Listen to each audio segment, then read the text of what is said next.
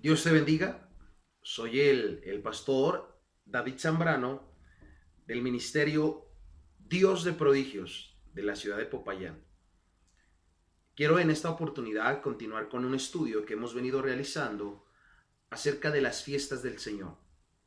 Hoy quiero profundizar. Para mí pienso que esta es una de las fiestas más importantes y donde tal vez está, digamos que, la clave para entender el pacto en el que nos encontramos en este momento.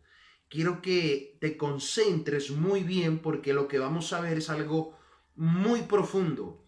Vamos a ver unos paralelos entre la ley, entre la gracia, el sacerdocio levítico, el sacerdocio de Melquisedec.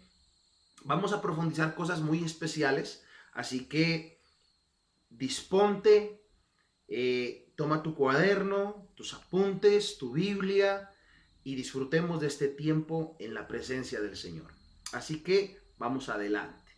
Hoy vamos a estudiar la fiesta de Pentecostés, también conocida como la fiesta de las semanas o también conocida en su raíz hebrea como Shavuot, la fiesta de Shavuot.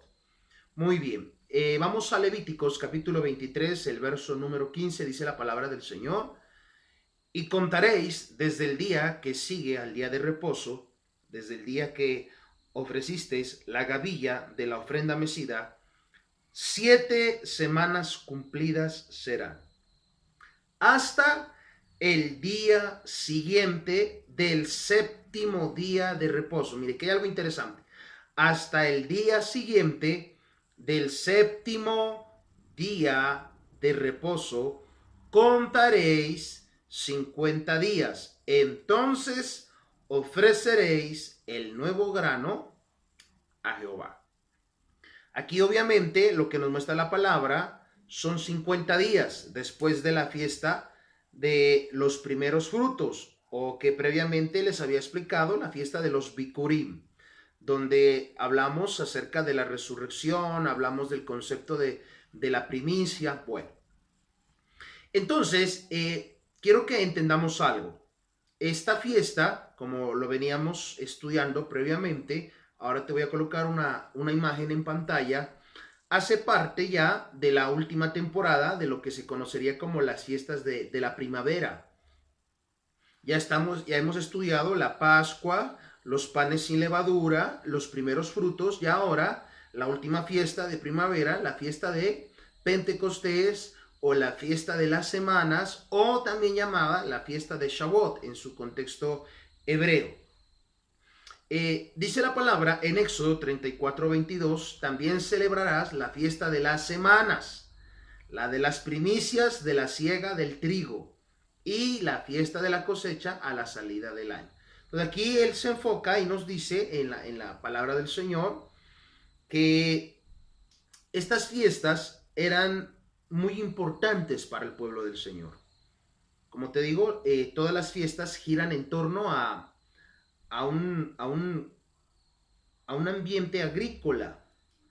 Todo lo que tenía que ver con fiestas eran celebrando, obviamente, las lluvias que el Señor enviaba a sus cultivos para tener cosechas abundantes, cosechas prósperas, cosechas de gran bendición.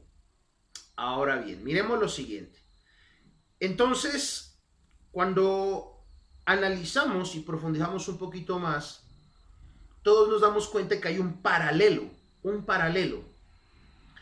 de lo que es el antiguo pacto y de lo que es el nuevo pacto.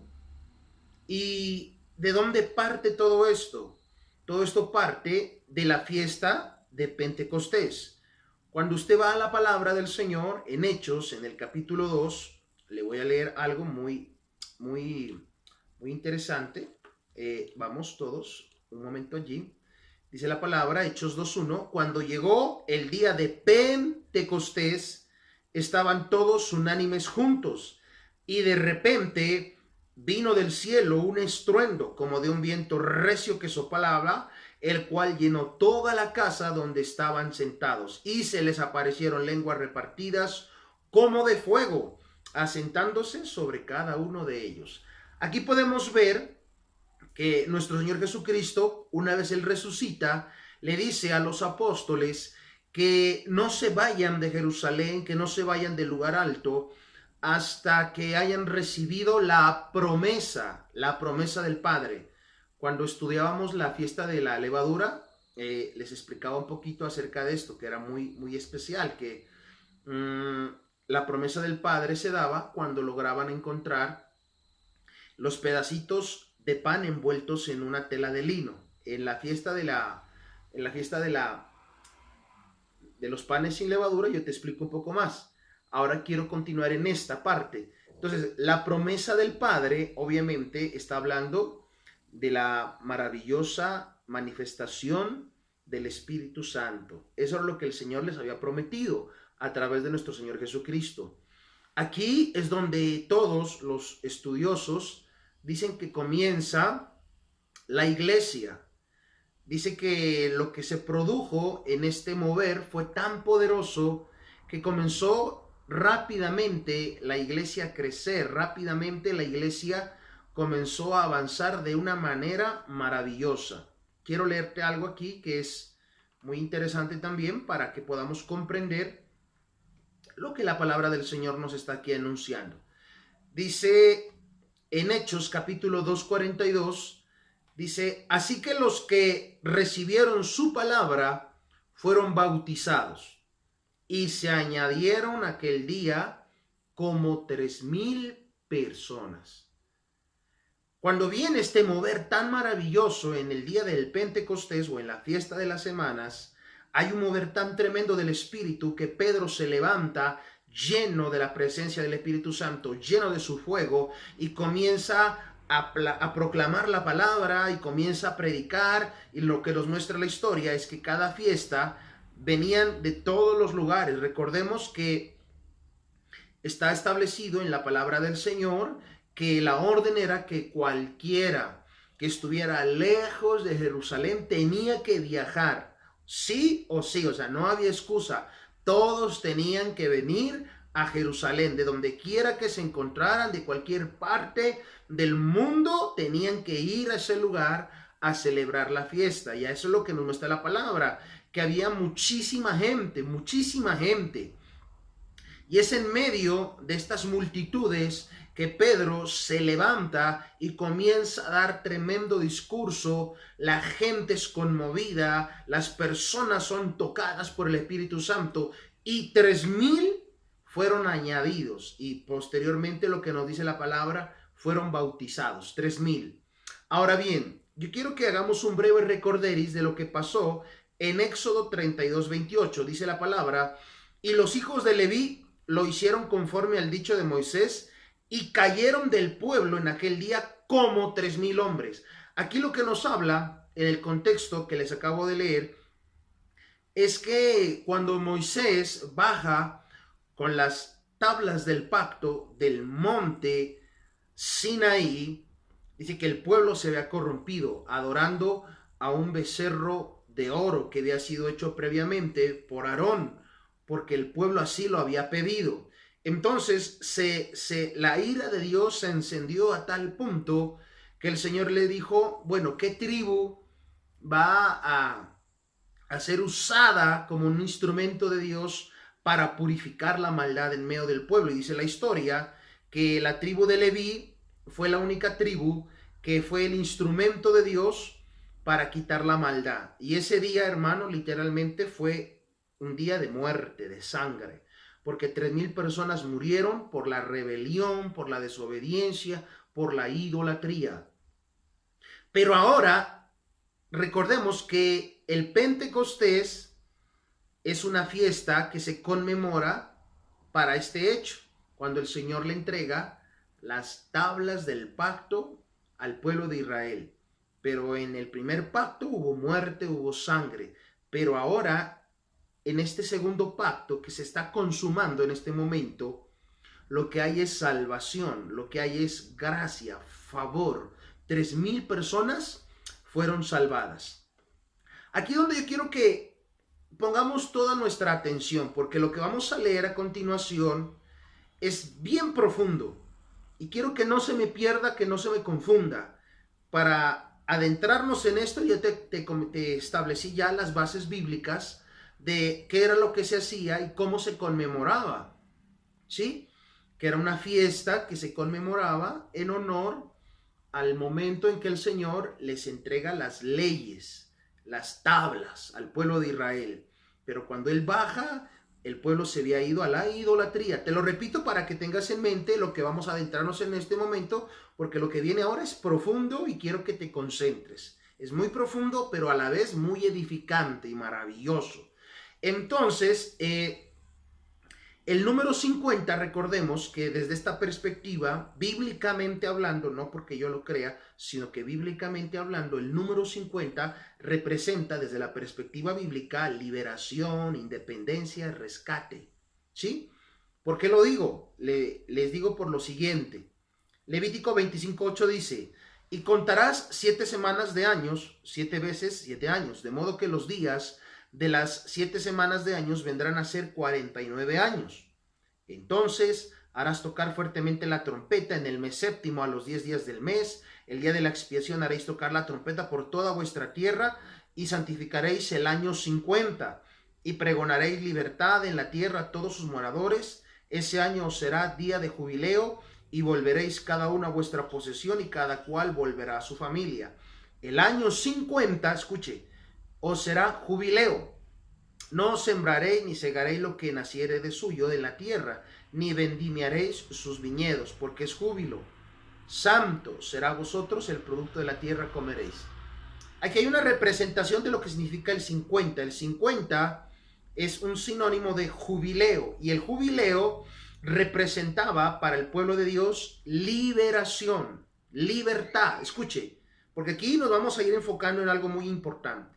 El 50, desde la perspectiva bíblica, representa el año del jubileo, representa rescate, representa liberación, representa bendición. Escucha esto, representa un nuevo tiempo, porque al llegar el año 50, todo volvía a comenzar desde cero. Un ejemplo, si una persona por X o Y circunstancia había perdido su casa, al llegar el jubileo tenían que devolvérsela. Si alguien había vendido sus tierras, sus hijos como esclavos, porque así dice que pasaba, porque llegaban momentos de dificultad, al año 50 todo tenía que ser devuelto, todo volvía y comenzaba la cuenta desde cero, o sea, un nuevo tiempo.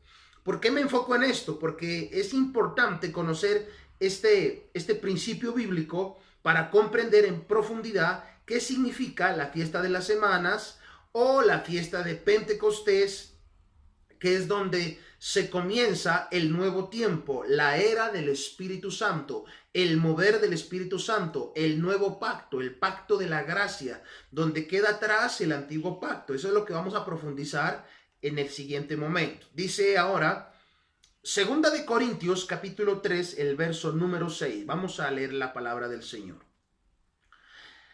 El cual asimismo nos hizo ministros competentes, escuche, de un nuevo pacto, no de la letra, sino del Espíritu, porque la letra mata, mas el Espíritu vivifica. Yo le invito a que lea todo este capítulo y va a entender qué significa que estamos bajo este nuevo pacto, que es el pacto del Espíritu. Recuerde, en este momento nosotros nos quedamos en la fiesta de Pentecostés. Hasta este momento no entramos en las fiestas del otoño. Estamos hasta este momento en las fiestas de las semanas, en las fiestas de Shavuot, en las fiestas del Espíritu Santo. O sea que en este momento todo se mueve en torno al Espíritu.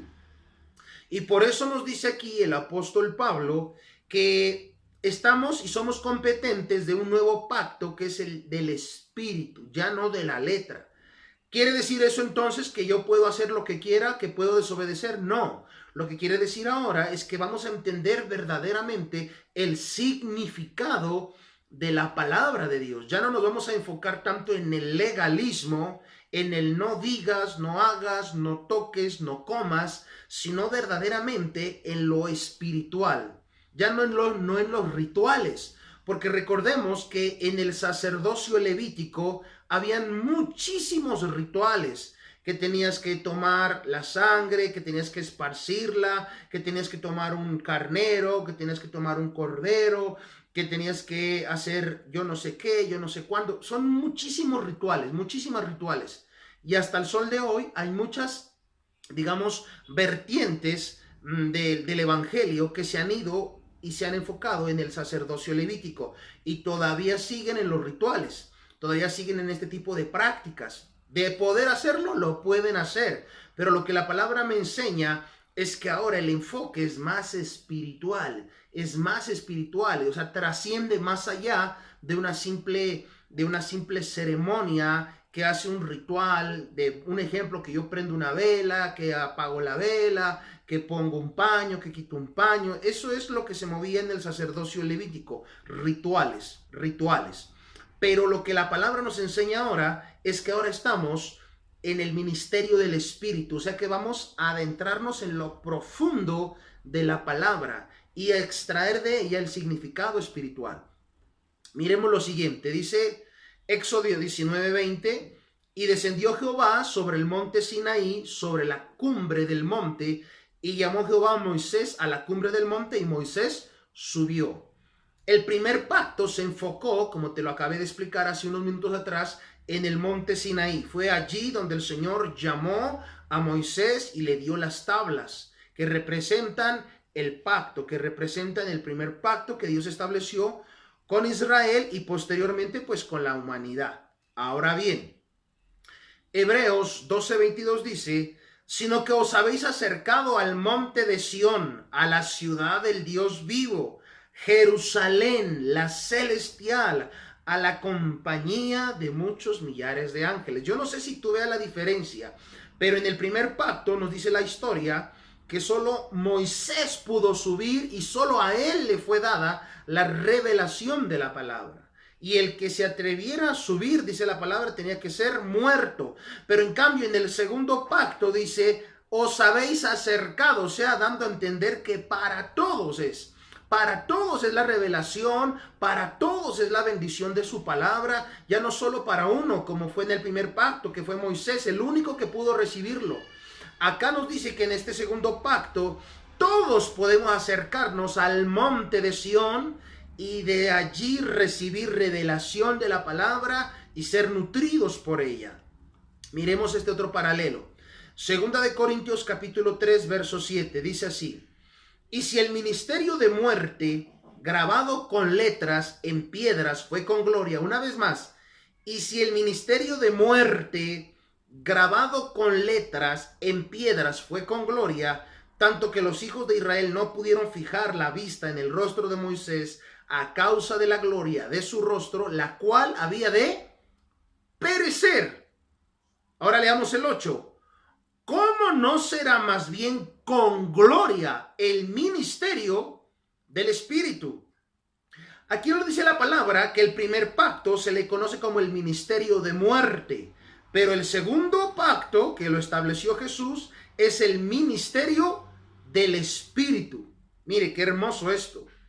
El primer pacto se estableció bajo muerte, pero el segundo, hermanos, se establece bajo gracia, bajo la justificación. Y dice la palabra que la gloria es mayor. O sea, si en el primer pacto que Moisés estuvo allí presente, que fue ahí la persona que Dios lo utilizó para establecerlo, uno lee la palabra y queda como, Dios mío, pero qué tremendo, qué poder, qué manifestación, qué milagros, qué señales, qué cosas tan tremendas. La palabra dice que en el segundo pacto en el que estamos ahora, la gloria es mayor, el poder es mayor, la manifestación del Espíritu Santo es mayor.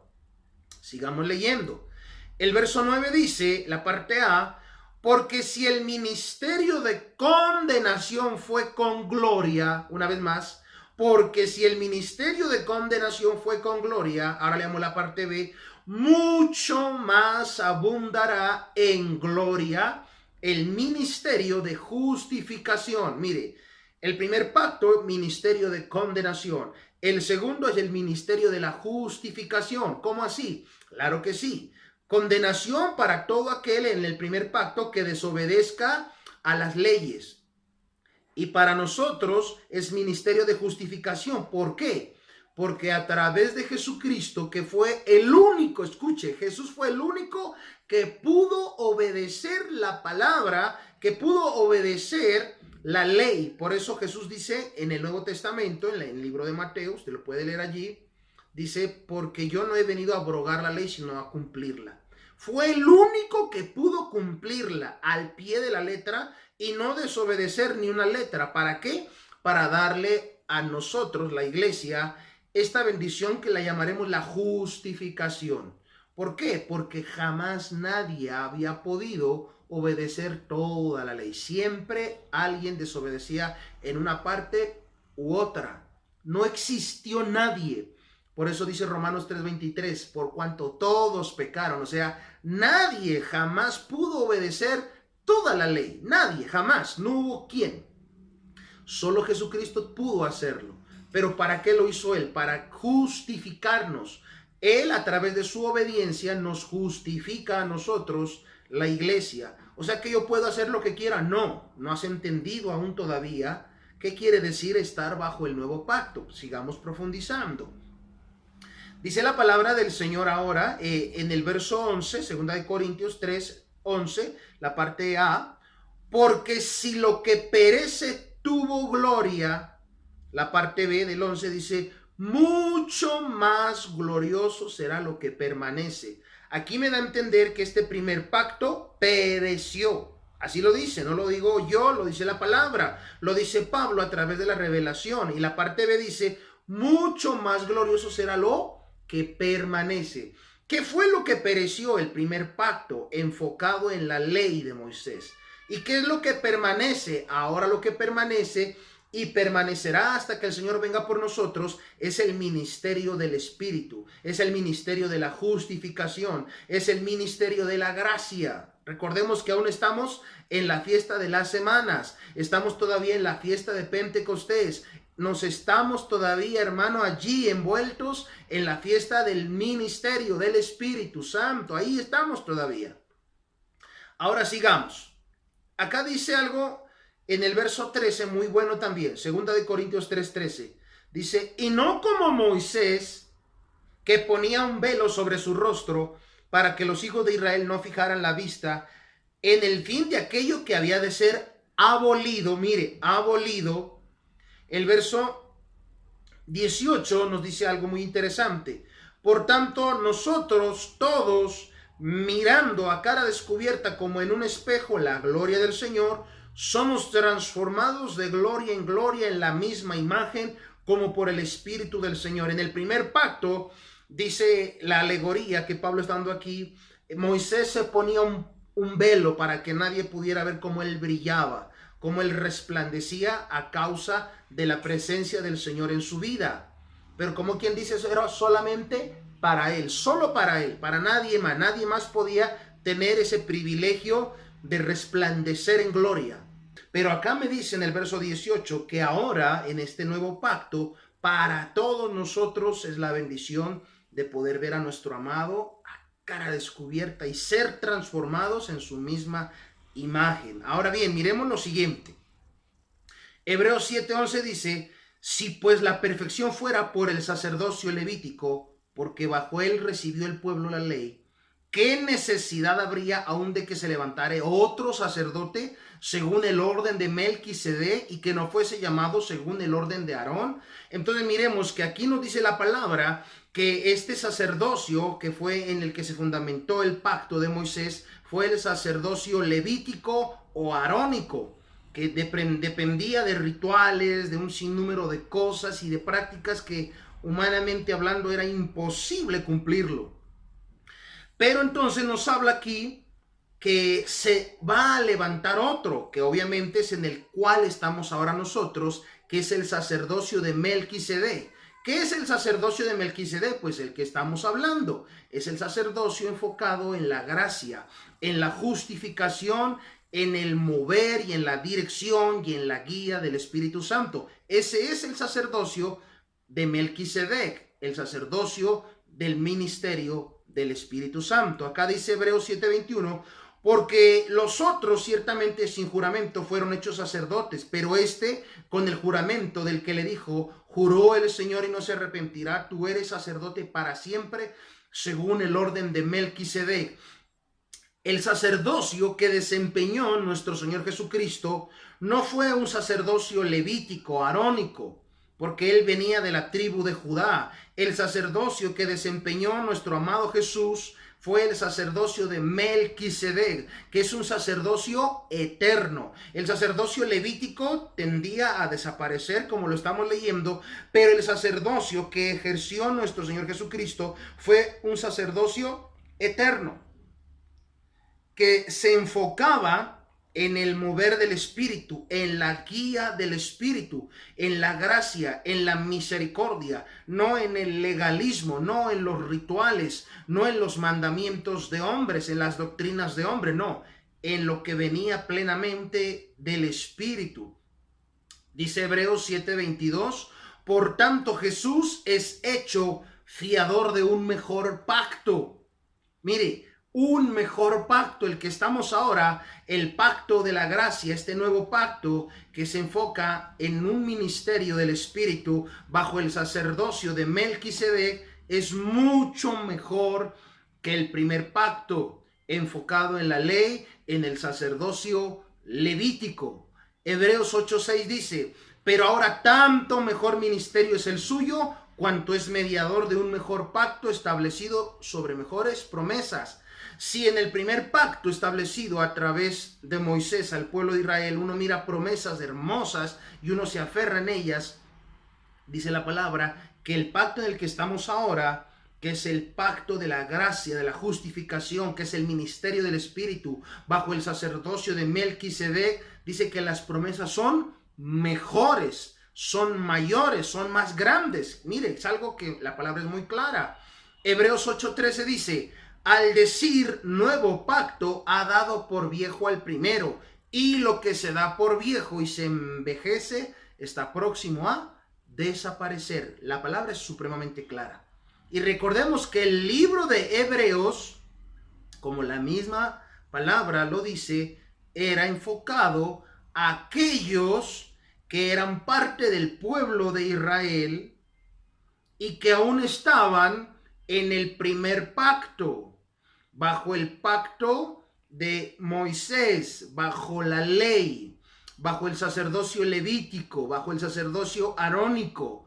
Y el que escribe esta carta, que se cree es Pablo, le dice, hey, ustedes todavía están en el primer pacto. Poder hacerlo, lo pueden hacer, pero no saben de lo que se están perdiendo. No se imaginan de las bendiciones que ustedes están perdiendo, porque ahora estamos bajo un nuevo pacto, que es el del Espíritu, bajo un nuevo sacerdocio, el sacerdocio de Melquisedec. En este nuevo pacto la gloria es mayor, las promesas son mayores, la bendición es mayor. Hermano, para mí esto es muy profundo y maravilloso, porque esto se da en la fiesta de Pentecostés. Entonces, para terminar y concluir, ¿qué es lo que el Señor nos quiere enseñar? Que hay dos pactos, hay dos sacerdocios, hay dos ministerios, pero que el primero ya pasó, ahora estamos en el segundo, bajo mejores promesas, guiados por el Espíritu Santo, mayor bendición, justificación, gracia, mayor gloria. Si usted es de aquellos que todavía quiere quedarse en el sacerdocio levítico, en rituales, en ceremonias, apegado al legalismo, apegado a la letra que mata, usted está en libertad de hacerlo. Pero yo personalmente, al entender esta carta de Corintios y esta de Hebreos, hermanos, yo digo, Señor, yo quiero estar en el segundo, porque está enfocado en el mover del Espíritu Santo, porque recuerde que es la fiesta de Pentecostés. O sea que quien es la figura central aquí es el Espíritu Santo. Él es el que nos guía. Él es el que nos dice cómo poder llegar a esa imagen del varón perfecto como lo es nuestro amado Jesucristo. Es el Espíritu Santo quien nos guía, quien nos dice cómo poder alcanzar esas bendiciones a través de su guía, a través de su dirección. Como yo le digo, esto a nosotros no nos da carta libre de pecar o hacer con nuestra vida lo que bien queramos. No, al contrario, cuando yo entiendo que estoy bajo el ministerio del Espíritu, hermano, es más fácil poder obedecer la palabra, porque ya no lo hago en mis propias fuerzas. En la ley, las personas hacían las cosas en sus propias fuerzas y por eso fracasaban. Pero ahora nosotros, en el Espíritu de la gracia que estamos ahora, en el nuevo pacto, las cosas son más fáciles, son más llevaderas, porque no lo hacemos en nuestras propias fuerzas, lo hacemos guiados por el Espíritu Santo. Precioso, hermoso, consolador, la promesa de nuestro Padre. Así que oremos unos minutos al Señor y digámosle: Señor, yo quiero establecerme en el segundo pacto. Es un pacto con mejores promesas, donde eres tú, Espíritu Santo, quien me guía, quien me conduce a la verdad. Eres tú, Espíritu de Dios, quien me santifica y quien me hace agradable al Señor. Vamos a orar. Padre, te damos gracias, Señor, en el nombre de Jesús, porque este segundo pacto, Señor, es maravilloso, es glorioso. Y en esta fiesta de Pentecostés lo puedo comprender plenamente, Señor. Cómo tú quieres traer vida, cómo tú quieres derramar bendición, cómo tú quieres que nosotros aprendamos la misericordia antes que el condenar, antes que el señalar. Mientras algunos, Señor, están en el sacerdocio levítico y se enfocan en señalar, en juzgar, en condenar, porque los fariseos eran centrados, abrazaban el legalismo, centrados en el sacerdocio levítico. Pero ahora nosotros estamos, Señor, bajo el sacerdocio de Melquisedec, un sacerdocio inmutable, un sacerdocio eterno, a través del cual recibimos gracia, misericordia, favor. Somos guiados por tu Espíritu Santo, Padre. Gracias te doy, Señor, porque tú eres bueno y tu misericordia es eterna y es para siempre. Gloria y honra sean para ti, Señor, en el nombre de Jesús. Amén. Bueno, mis amados, que el Señor les bendiga. Continuaremos el próximo bloque de las fiestas de otoño y allí nos enlazaremos con la enseñanza que veníamos estudiando previamente acerca de los tiempos escatológicos. Dios te bendiga, no te olvides, suscríbete, comparte esta enseñanza. Si conoces a algún hermano, algún familiar que de pronto está confundido, no sabe si está todavía en la ley o en la gracia, si todavía está obligado a caminar en rituales, hermano, esta enseñanza creo que es muy interesante y le va a servir de mucho. Suscríbete, Dios te bendiga.